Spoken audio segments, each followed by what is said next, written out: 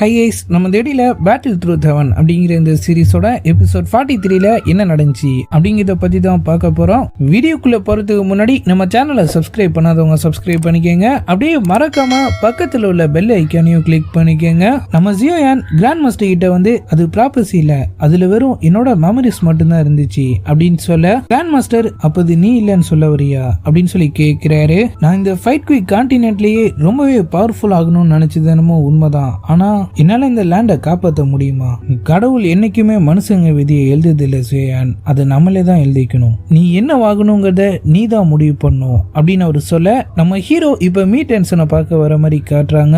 என்னால புரிஞ்சுக்க முடியல, உண்மையிலேயே நான் தான் தேர்ந்தெடுக்கப்பட்டவனா? நான் எப்படி சோல் டிஸ்ட்ராயரை அழிக்கிறது? 5 கிளானையும் என்னால சோலால எதிர்த்து எப்படி லீட் பண்ண முடியும்? மீட்டன்சன் லைட்டா சிரிச்சுட்டு, உன்னால முடியாதுன்னு நினைக்கிறியா?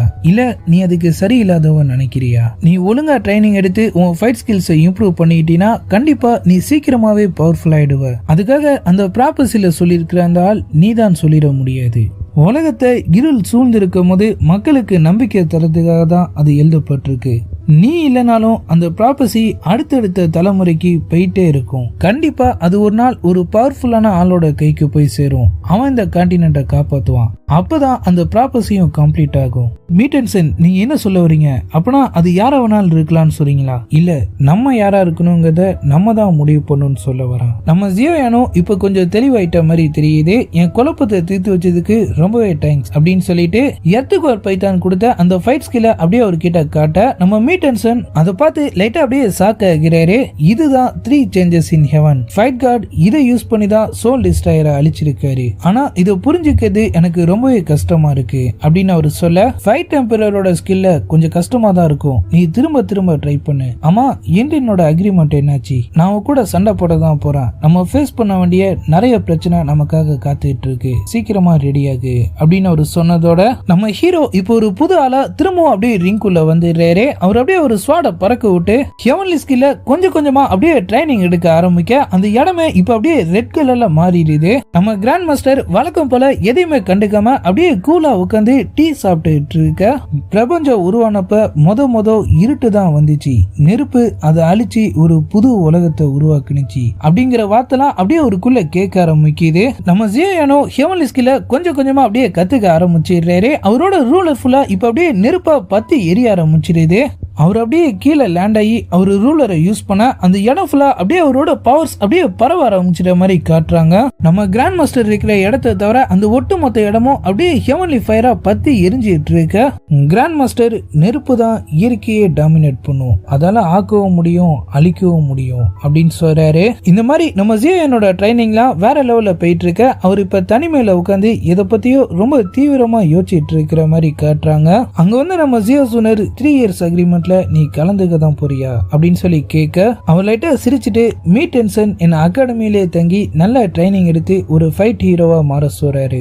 என்னோட ஃப்ரெண்ட்ஸ் எல்லாம் அவங்க சோலால அட்டாக் பண்ண நான் உங்களை லீட் பண்ணி கூட்டு போகணும்னு சொல்றாங்க. ஒருத்தங்களும் என்கிட்ட இருந்து ஒன்னு எதிர்பார்க்கறாங்க. ஆனா நானா செய்யணும்னு ஆசைப்படுறது இந்த 3 இயர் அக்ரிமெண்ட் மட்டும்தான். தயவு செஞ்சு இந்த விஷயத்துல என்ன தடுக்க நினைக்காத ஜியோ சூனர். எனக்கு தெரியும் நீ எப்படியும் நான் சொல்றதை கேட்க மாட்டேன்னு. இது என்னால முடிஞ்சது. 3000 தண்டர் மூஸோட உணரு பாதி யுன்லாண்ட் கிளானுக்கு போயிட்டு நீ சேஃபா வருவான்னு நான் நம்புறேன். நம்ம ஜியோ சூனரே இதுக்கு ஓகே சொன்னதை நினைக்கும் போதே நம்ம ஜியோயானுக்கும் இப்ப கொஞ்சம் ஃப்ரீயா இருக்கு. சரி, நான் என் டிராவலை ஸ்டார்ட் பண்றதுக்கு முன்னாடி நம்ம 2 பேரும் சேர்ந்து ஒரு வாட்டி வீட்டுக்கு போயிட்டு வந்துடலாம் அப்படின்னு அவர் சொல்ல, இப்ப யூனியன் கிளானை காட்டுறாங்க. யூனியன் அவங்க ட்ரைனிங் எடுக்கிற இடத்துக்கு வர, அந்த இடம் இப்ப வழக்கத்துக்கு மாறா ரொம்பவே அமைதியா இருக்கு. அங்கிருந்த ஒரு மூலையில நம்ம எண்ணின் உட்காந்து ஏதோ பண்ணிட்டு இருக்காங்க.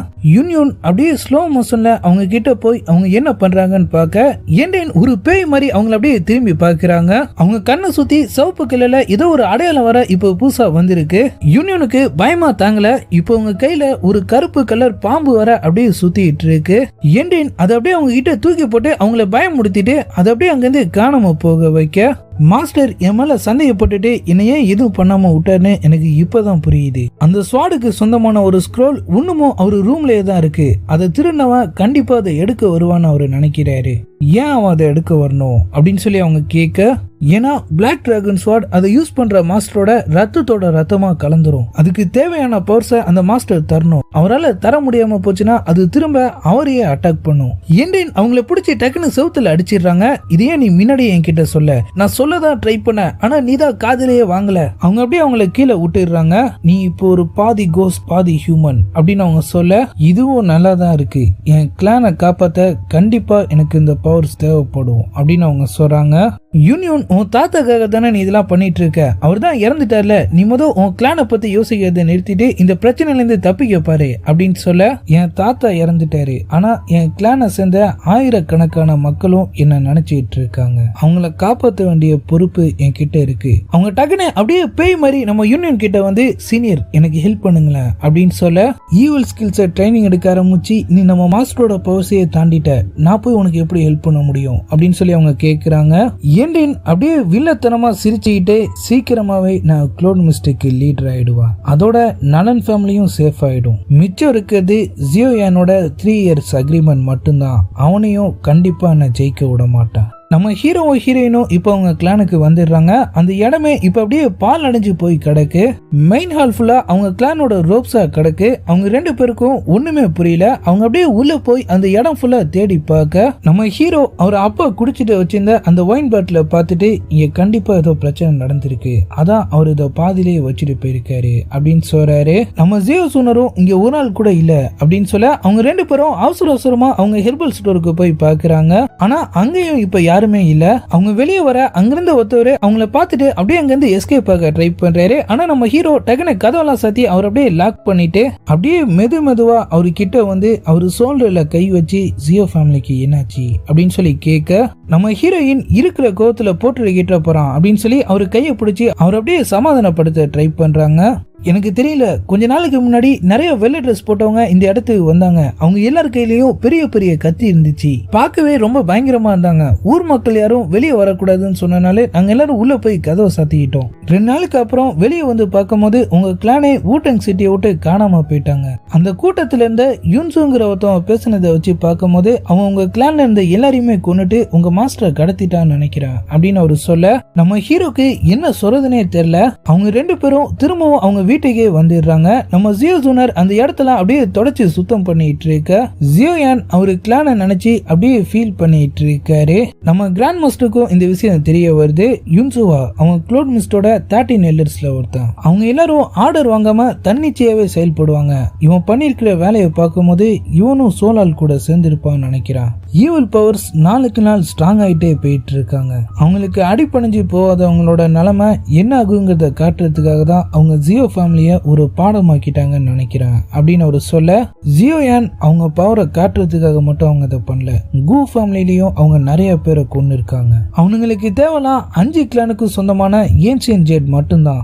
கிராண்ட் மாஸ்டர் லைட்டா யோசிச்சு பார்த்துட்டு, நீ சொல்றதும் சரிதான், அப்பனா நீ உடனே போய் உன் அப்பாவை பார்த்து உங்க கிளானுக்கு சொந்தமான அந்த ஜெட்டை வாங்கிட்டு வரணும் அப்படின்னு சொல்ல, ஜியோயான் மாஸ்டர் உண்மையிலேயே அந்த ஏன்சியன் ஜெட்னா என்ன அப்படின்னு சொல்லி கேட்கிறாரு. கிராண்ட் மாஸ்டர் இது எல்லாமே 1000 வருஷத்துக்கு முன்னாடி நடந்தது. ஃபைட் எம்பரரோட கருணை தான் இது எல்லாத்துக்குமே காரணம். அவரு சோல் டிஸ்ட்ராயரை தோக்கடிச்சப்ப அவனை கொல்லாம அவன் மேல பரிதாபப்பட்டு அவனை அடைச்சு வச்சுட்டாரு. ஆனா என்னைக்காவது ஒரு நாள் அந்த ஐஸ் கண்டிப்பா உருகி அவன் வெளியே வருவாங்கிறது அவருக்கு தெரிஞ்சிருந்துச்சு. எம்பரர் ரீபர்த் எடுத்தாரு. 5 கிளானை சேர்ந்தவங்களும் அவங்களோட டாப் ஸ்கில்ஸை அவரோட வச்சு புதைச்சிட்டாங்க. ஃபைட் எம்பரர் ஆர்டர் படி அவரோட கல்லறையை திறக்கக்கூடிய அந்த 5 ஏன்சியன் ஜெடும் 5 பெரிய கிளானுக்கு சொந்தமாயிடுச்சு.